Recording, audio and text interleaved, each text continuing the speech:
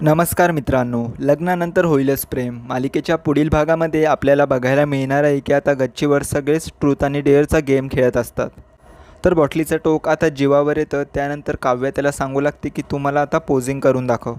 कारण मित्रांनो, पोजिंग करत असताना बॉडी दाखवायची असते आणि जीवाने जर शर्ट काढला तर त्याच्या छातीवर काव्या नावाचा टॅटू सगळ्यांना दिसेल, असं काव्याला हवं असतं. तर इकडे पार्थ आता त्याचा शर्ट काढतो आणि तो जीवालाही सांगू लागतो की अरे काढ ना शर्ट, आपण फटाफट पोजिंग करूया. तर आता मिथुन काका, काव्या सगळेच त्याला फोर्स करू लागतात. त्याचमुळे आता जीवा शर्ट काढायचं सोडून पळतच खाली निघून जातो. तर काव्य म्हणते की जीवाला काय झालं, मी बघून येते, असं म्हणत आता काव्याही त्याच्या मागोमाग पळून येते. तर इकडे जीवा आता खूपच रागवलेला असतो आणि तो काव्याला म्हणतो की अगं तुझं काय चाललंय, कशाला मला एवढा त्रास देतेस. तर काव्य म्हणते की अरे तू कशाला त्रास करून घेतोय, सांगून टाक ना आपल्या प्रेमाबद्दल सगळ्यांना.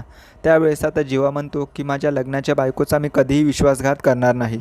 नंदिनीने माझ्यावर एवढा विश्वास ठेवला आहे आणि मी तो कधीही तोडणार नाही. तर काव्य म्हणते की अरे प्रेमाचं सोड रे, पण या छातीवरच्या टॅटूचं तू काय करशील. त्याचवेळी तिथे जडलेलं लाकूड आता तो स्वतःच्या छातीला लावतो.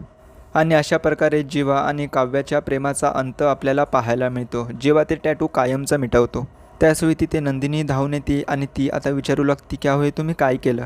तर पार्थ आणि मिथुन काकाही तिथे येतात आणि ते जीवाला लगेच आता त्याच्या रूममध्ये घेऊन जातात. तर जीवाचं हे कृत्य पाहून काव्या पूर्णपणे शॉकमध्ये गेलेली असते. तर काव्या मनातल्या मनात म्हणते की जीवा, तुला नंदिनी ताई हवी आहे ना, पण मी तुमच्या दोघांचा संसार कधी होऊ देणार नाही. तर मित्रांनो, कदाचित आपल्याला काव्या आता विलनच्या भूमिकेत पाहायला मिळणार आहे. आणि जीवाने ज्या प्रकारे हा टॅटू मिटवला हे तुम्हाला योग्य वाटतं का, कमेंट करून सांगा.